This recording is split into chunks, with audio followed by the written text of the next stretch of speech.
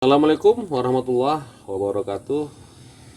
Alhamdulillah sahabat, ketemu lagi di segmen Jibril dalam kajian membangun personality. Kita berada di akhir-akhir surat Al-Isra ini ya. Terakhir kita sudah membahas tentang adanya dimensi sentimental pada manusia. Manusia itu selalu sentimen dengan sesamanya ya. Ini perlu kita sadari dan ini perlu kita antisipasi, karena bisa jadi memang itu ada pada diri kita dan memang ada pada diri kita sebenarnya. Selanjutnya di surat Al-Isra ayat 106 ya. Kita ketemu lagi dengan lafaz An-Nas. Di sini dikatakan Bismillahirrahmanirrahim wa Qur'anan faraqnahu litaqra'ahu 'alan nas ala muktin wa nazzalnahu tanzila.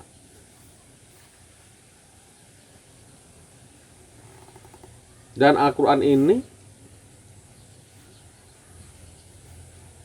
telah kami pecah ya. Faraqnahu itu kata firqah. Allah memfirqah Quran ini, membagi ya, membuatnya menjadi terbagi ya dalam beberapa bab, begitulah.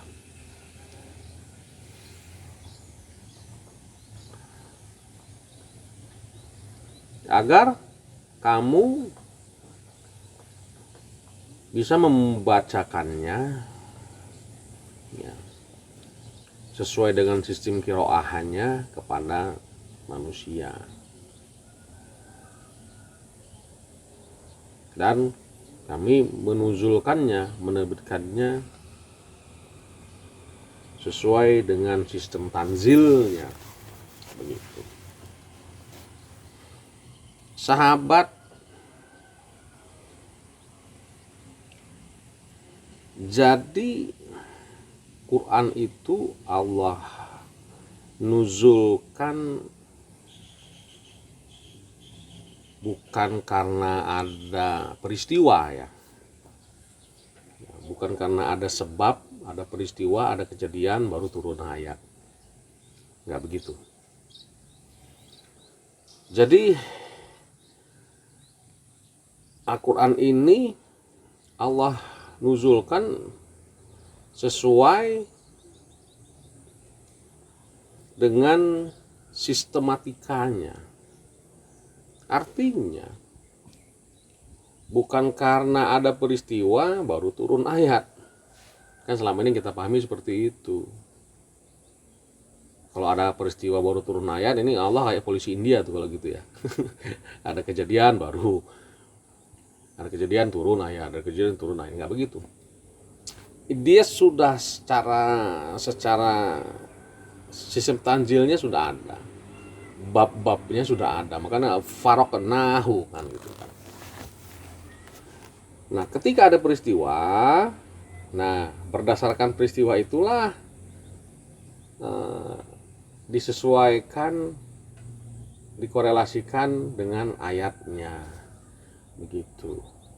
Kalau ada kasus seperti ini, maka ayat yang cocok adalah ini. Jadi kumpulan ayatnya sudah ada, kumpulan babnya sudah ada. Itu makanya dia pakai kalimat faraqnahu. Ya, jadi ada babnya. Ya, agar kita apa? Agar kita mudah mengikroknya. Ditaqra'ahu 'alan nas. Jadi untuk mempermudah kita dalam melakukan qiraatil Quran. Jadi ada sistematikanya ya. Jadi tidak bisa kita hanya dengan mengandalkan satu ayat terus langsung menyimpulkan. Sedangkan lafaz ya, secara qiraah lafaz di tiap sebuah persoalan itu terbagi di beberapa ayat. Misalnya lafaz kita ingin membahas tentang makna Islam secara holistis, secara keseluruhan. Gitu. Maka kita harus meninjau ya, seluruh derivasi lafaz Islam itu di beberapa ayat yang terbagi-bagi tadi. Ya, ada di surat Anu ayat Anu, surat Anu ayat Anu. Ya, yang melibatkan beberapa ayat, bukan beberapa, bahkan ratusan mungkin dalam sebuah pembahasan itu. Maka kita harus meninjaunya secara keseluruhan agar kita bisa mendapat kesimpulan yang komprehensif.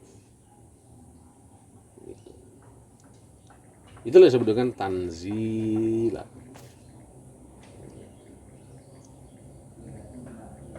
Sesuai dengan sistem tanzilnya. Jadi Quran itu bukan berdasarkan kejadian baru turun ayat, berdasarkan kejadian itu bukan. Ayatnya sudah ada. Ya, tinggal kitalah yang meninjaunya,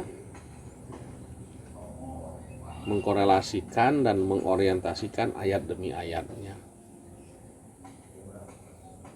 sehingga bisa mendapatkan sebuah kesimpulan yang komprehensif.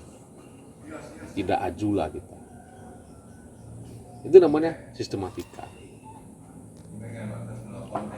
Sistematika pelajaran untuk mengantisipasi pemahaman-pemahaman yang muncul dari dimensi insaniah kita, yang muncul dari dogma-dogma yang sudah tertanam dalam otak kita, sehingga tidak banyak akhirnya kita dalam menerjemahkan Quran itu hanya menyesuaikan dengan apa yang ada di kepala kita saja. Ketika ayat itu mengatakan yang tidak sesuai dengan isi kepala kita paksakan ayat itu sehingga dipelintir, terjadi manipulasi, terjadi rekayasa dalam terjemah, yang kita paksakan pemikiran kita terlibat dalam intervensi dalam penerjemahan ayat. Nah, ini yang sangat berbahaya. Nah, jadi sekali lagi perlu ya, sistematika pembelajaran itu sangat perlu dan sangat urgent untuk mengantisipasi pemahaman secara subjektif. Demikian, assalamualaikum warahmatullahi wabarakatuh.